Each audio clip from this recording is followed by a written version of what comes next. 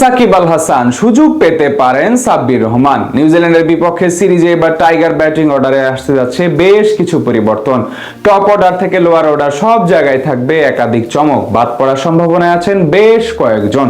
সব মিলিয়ে নিউজিল্যান্ডের বিপক্ষে আগামী ওডিআই সিরিজে কেমন হতে পারে টাইগারদের সেরা ব্যাটিং লাইন আপ, সেটাই জানবো রিপোর্টে। 2027 বিশ্বকাপ নিয়ে আনুষ্ঠানিক প্রস্তুতি শুরু করেছে বাংলাদেশ ক্রিকেট দল। পাকিস্তানের বিপক্ষে সিরিজ জয়ের পর এখন বেশ আত্মবিশ্বাসের মাঝে আছে ক্রিকেটাররা। তার উপর সামনে নিউজিল্যান্ডের বিপক্ষে 3 ম্যাচের ওয়ানডে সিরিজের পূর্বে সাবেক অধিনায়ক সাকিব আল হাসানকে নিয়ে তৈরি হওয়া গুঞ্জন যেন আশার পালে নতুন করে হাওয়া দিতে শুরু করেছে, যার আগমনে ব্যাটিং অর্ডারে বাড়তি প্রাণ সঞ্চার হবে। আলোচনাটা অবশ্য বেশ কয়েক মাস ধরেই হচ্ছে। বিসিবি ইতিবাচক মনোভাব প্রকাশ করার পর থেকেই সাকিব ভক্তরা স্বপ্ন দেখতে শুরু করেছিল। সেই পালে নতুন মাত্রা যোগ করেন ক্রিকেট বোর্ডের অপারেশনস কমিটির চেয়ারম্যান নাজমুল আবেদিন ফাহিম। জানান টাইগারদের আগামী সিরিজে লাল সবুজ জার্সিকে প্রত্যাবর্তন করতে পারেন মিস্টার 75। এদিকে মিডল অর্ডারে বেগতিক অবস্থায় আলোচনায় আছেন পাওয়ার হিটার সাব্বির রহমান। তাকেও বাজিয়ে দেখতে পারে টিম ম্যানেজমেন্ট।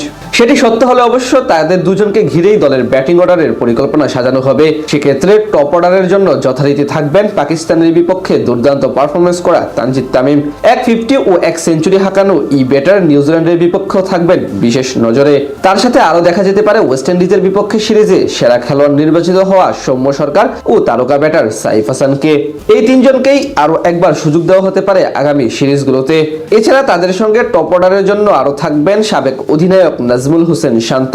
যদিও সম্প্রতি ব্যাট হাতে একদমই ছন্দে নেই তিনি। ক্যাপ্টেন্সি ছাড়ার পর ব্যাটিং গড়ও নেমে গেছে 20-এর নিচে, তাই একটু বাড়তি চাপেই থাকবেন শান্ত।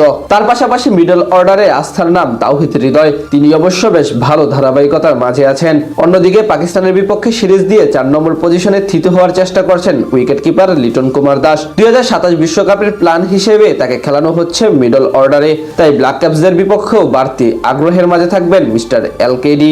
তাদের সাথে মিডল অর্ডারে যদি সত্যি সত্যি সাকিব আল হাসান প্রত্যাবর্তন করেন, সেটা হবে দারুণ ব্যাপার টিম ম্যানেজমেন্টের জন্য।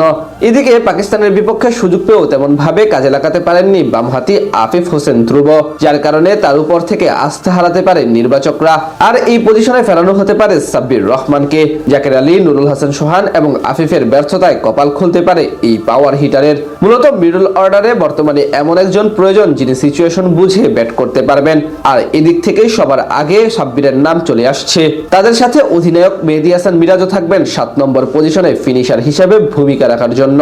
তাছাড়া রিশাদ হোসেনও টুকটাক ব্যাটিং করতে পারেন। সব মিলিয়ে বলা চলে বেশ ভারসাম্যপূর্ণ এবং গভীর ব্যাটিং লাইন আপ নিয়েই নিউজিল্যান্ডের বিপক্ষে সিরিজের স্কোয়াড সাজাতে পারে বাংলাদেশ দল। আগামী মাসে 17 এপ্রিল মিরপুরে সিরিজের প্রথম ওয়ানডে খেলতে নামবে বাংলাদেশ ও নিউজিল্যান্ড ক্রিকেট দল।